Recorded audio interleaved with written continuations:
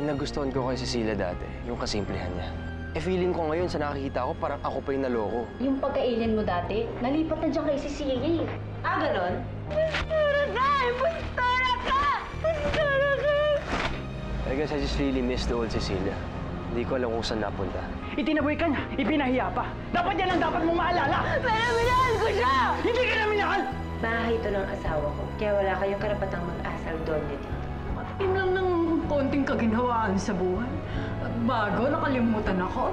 Thank you so much for bringing Lola Vic here. Parang second mom ko na kasi si Lola Vic eh. Gusto ko siyang kausapin eh. Gusto kong patunayan sa kanya na ako yung tunay na Cecilia. Mas mabilis pa sa in-expect ko ang paggaling ng mga sugat mo, Cecilia. Malapit na kayong magkaharap ni Carlos Miguel. Makakaganti ka na sa kanya.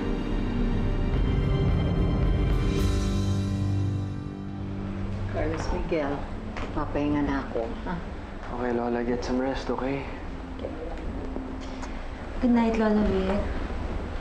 Thank you, Cecilia. No problem. Good night. Good night.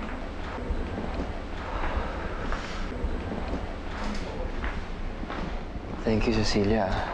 Thank you so much. Oo naman. Pagod ka? No, I'm okay. Thank you, though. Cecilia? Sorry.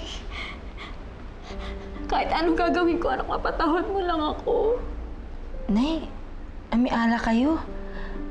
Bakit ba kayo naglalasing? Ano pa ba? Dahil sa'yo, best friend.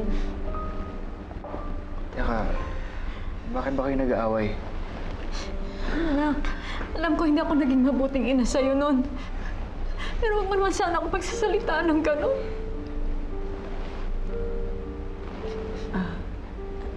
Nay, ano ba mga sinasabi ninyo? Matagal ko na kayong pinatawad.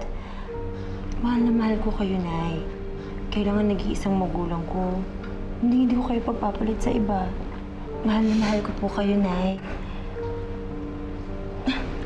Si Nanay talaga. Iyak na iyak ko.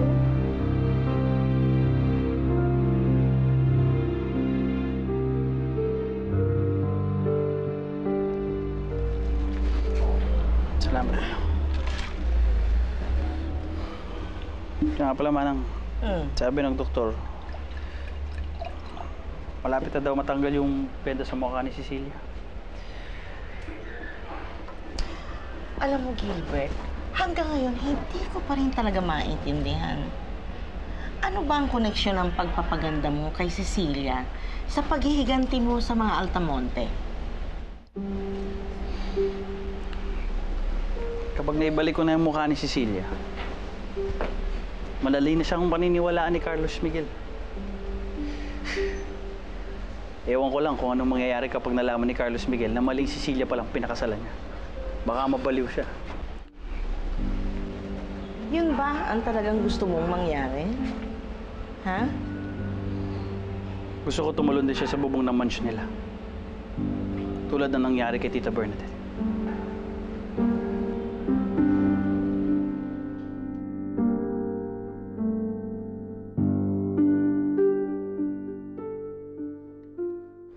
Oh, sabi ko naman sa'yo eh, magkakabati din yung mag-ina.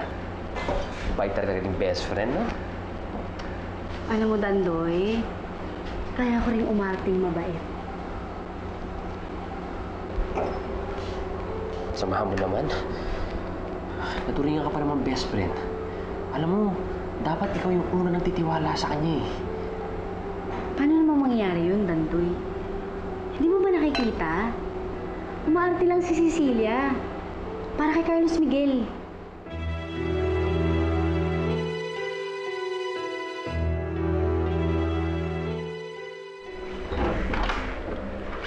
Nay?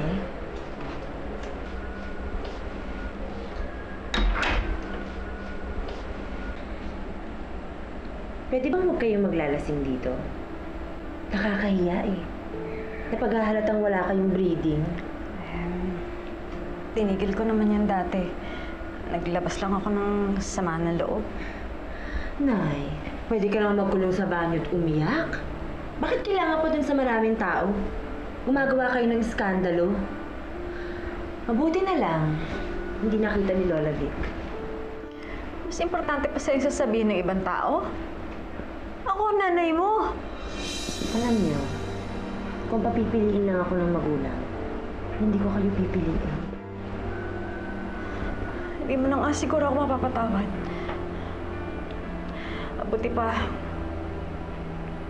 umalis na lang ako dito. Mabuti pa nga.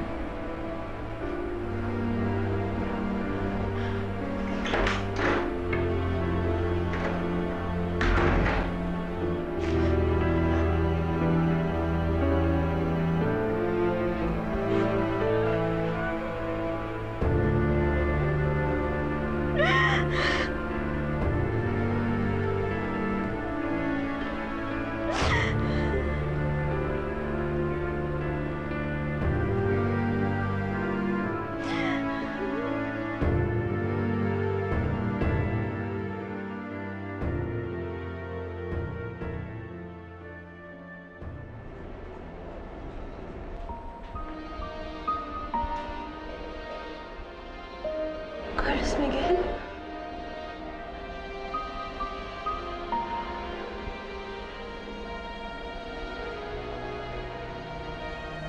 Cecilia? Nakikilala mo ako?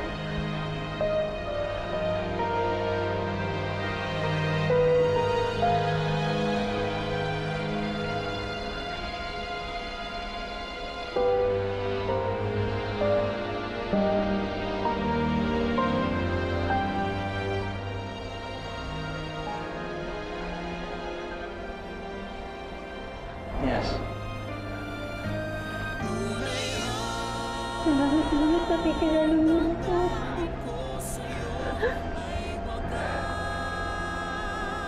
Kilala ka ng puso ko. Ikaw nga ang tunay na Cecilia. Ikaw yung mahal ko. At sana'y palaging ako. Ikaw sa puso, ikaw sa isip, ikaw palagi Kilala ka ng puso ko.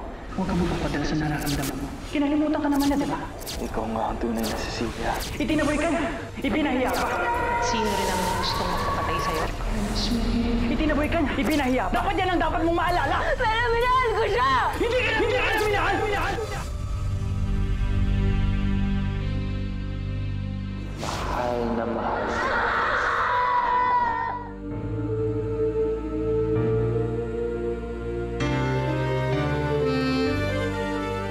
Sinungaling ka, Carlos Miguel! Hindi totoong mahal mo ako! Ikaw ang may kasalanan kaya nangyari sa akin to. Masama kang tao!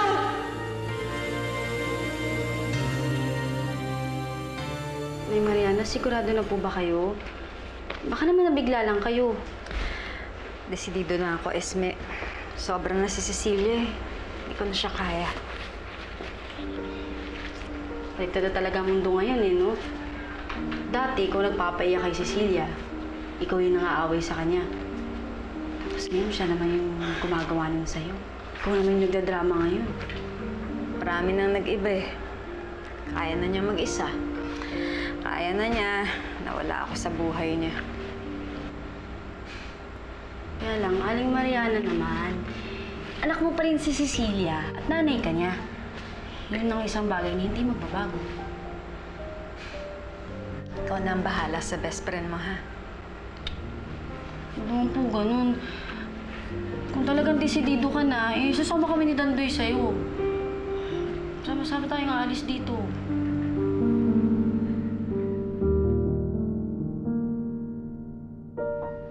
Cecilia, pinagluto kita ng sopas. Ha? Maraming salamat po, Aling Edita. Ako nagluto niyan.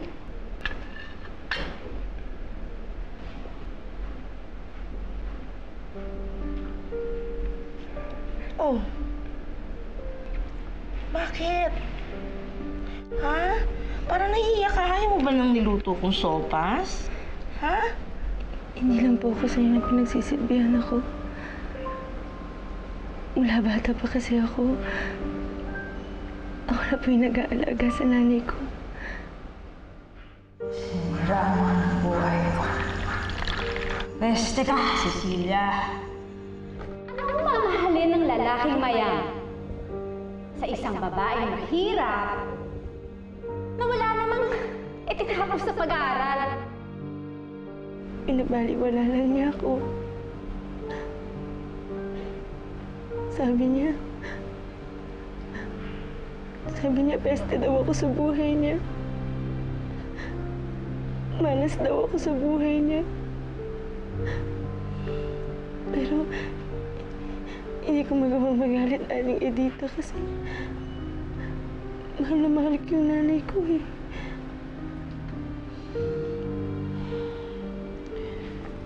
Gusto mo? Ituring mo akong nanay ko.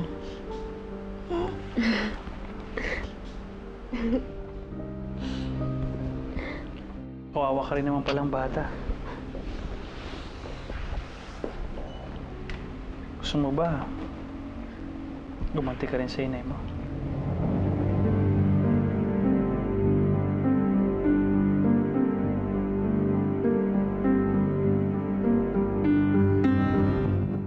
Ayoko, Gilbert. Hindi ko magagawa yun sa nanay ko. Mahal na mahal ko siya. Pinahahanga mo ako, Cecilia. Talagang napakabait mong anak. Kahit na hindi siya naging mabuting ina sa'yo.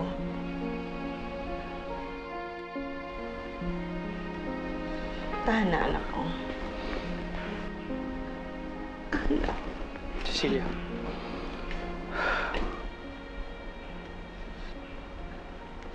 Huwag mo sana masamahin yung tinanong ko sa'yo. Gusto ko lang malaman na malinaw sa atin ang lahat. Hindi ko alam kung saan ako dadalhin ng paghihiganti ko. Pero, ayokong mawala kung sino talaga ako. Kahit gaano pa ako sinaktan ni inay, hindi ako gaganti sa kanya. Napakaraming lalaki dyan. Alam kong napakaraming Carlos Miguel. Pero isa lang ang nanay ko.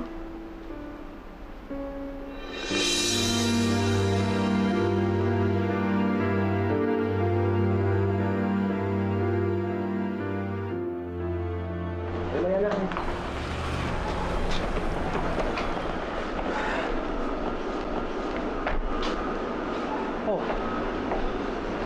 Guys. Saan kayo pupunta? Babalik na kami sa probinsya. Wait. Ano ba yung problema?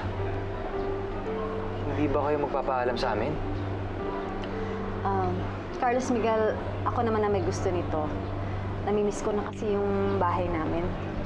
Nay Mariana, dahil ba ito sa pag-aaway niya ni Cecilia? Akala ko ba naayos na?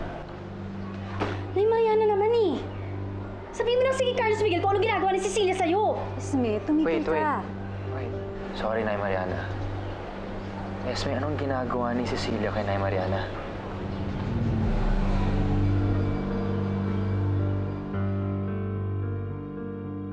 Sige, Grace. Papunta na ako dyan. Oo. Salamat. Oh, eto na, anak. Salamat, Manang. Si Cecilia, kamusta na po? Ay, hindi ko pa napapansin. Baka nasa itaas pa. Ganun ba? Mauna na ho ako. Habol pa ako sa meeting. Oh, sige, anak. Ingat ka. Sige po.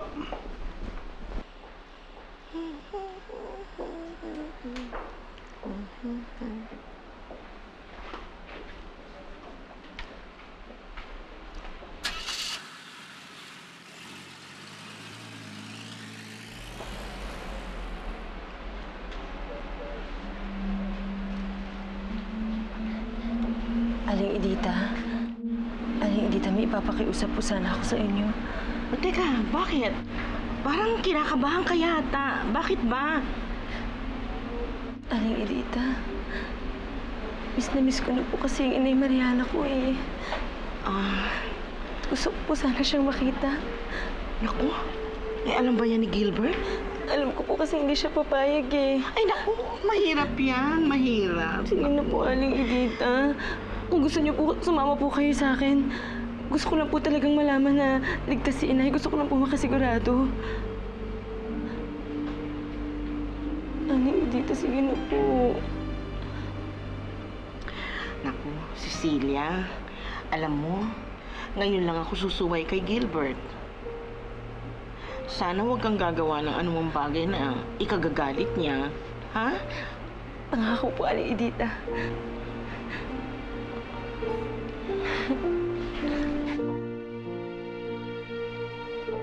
Salamat po.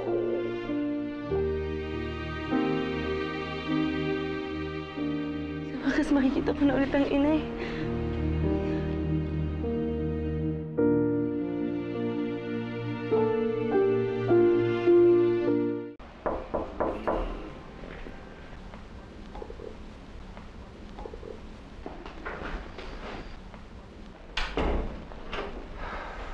Cecilia, totoo ba yung sinasabi ni Esme? Pinapahirapan mo raw si Nay Mariana. Gusto raw nila umalis. Yan nga din ang tanong ko, Carlos Miguel eh. Hindi ko alam kung bakit ginagawa sa akin ni inay ito. Kung bakit niya ako binabaliktad. Cecilia, sabihin mo sa akin paano naman nangyari yun. Naiingit kasi sa akin si inay eh. Kasi, mahal mo ko. Gusto ni inay, maging katulad ako niya na iniwan ako ng asawa at mabubuhay akong mag-isa. Gusto niya tayong paglayuin, Carlos Miguel. Yan nga yung Carlos Miguel. Yung pang-boyfriend nitong si Cecilia. Nay? Ay bakit ka matanga? Mayaman. Pero ang pakakasalan ay ang pordoy na si Cecilia. Narito ko kami para hingin ng inyong blessing. Bahala kayo sa buhay niyo. Huwag ka maniniwala sa kanila, Carlos Miguel. Ayoko maghiwalay tayo.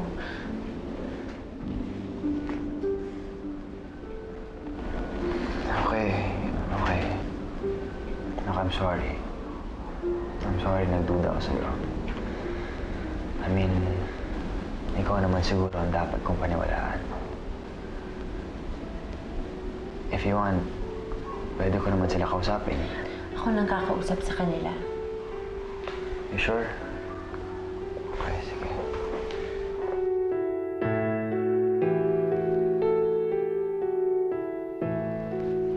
Okay, go.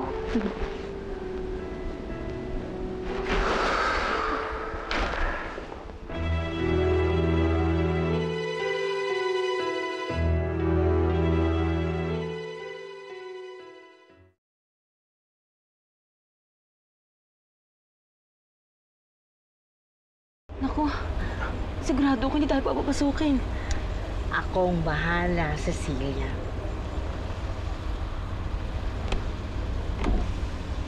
Good morning po. Saan po ang punta nila, ma'am? Pupunta kami sa mga pinsan ko. Ano naman? Ma'am, pasensya na po pero hindi po kayo pwede makapasok. Pasensya na po. Sige po, ma'am. Bubuksan ko lang po yung gate. Iba talaga ang turing nila sa'yo kapag mayaman ka, no? Ganun talaga. Huwag mo na nga silang isipin. Ang isipin mo, makikita mo na ang nanay mo. Anong umiyak?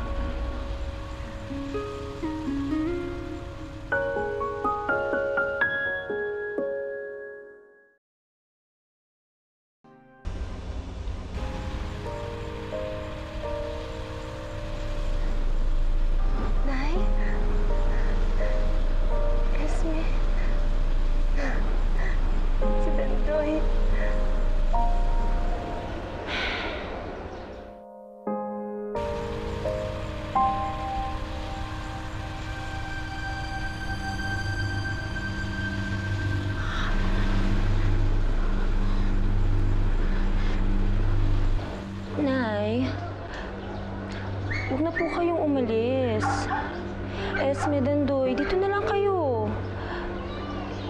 patawarin niyo ako kung nasaktan kayo sa mga sinabi ko.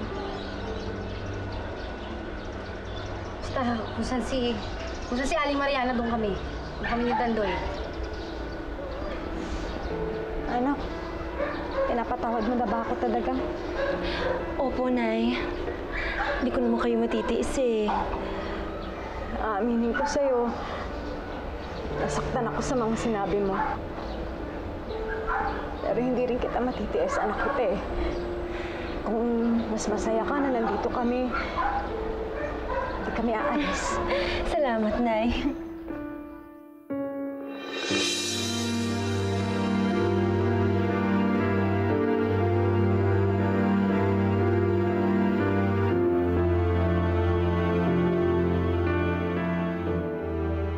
Mababawi mo rin ang mga inagaw sa'yo sa tamang panahon at sa tamang paraan. Matagal na panahon na tiniis ako ni Cecilia, di ba? Kailangan, hindi ako sumuko sa kanya ngayon. Nasusuka na ako maging Cecilia Fulgencio. Di ba ang sabi ko sa'yo, papakisamahan mo sila ng mabuti. Ayoko na. Napapagod na. I have an idea. Hindi po ba masyadong bata si Tita Bernadette para maging tiyahin niya? I want her out of this house. Ipadala na lang natin sila sa probinsya. Kailan ka pa nagbalik dito? Kasama ba anak mo? Anak? Maliwanag mo sa akin kung bakit kailangan natin magigante. Because they deserve it. Tulungan na lang kita sa opisina. Gusto mo magtrabaho? Bubuhay ng mga altamonte ang business natin. Are you ready to see your face, Cecilia? Para sa akin, ikaw ang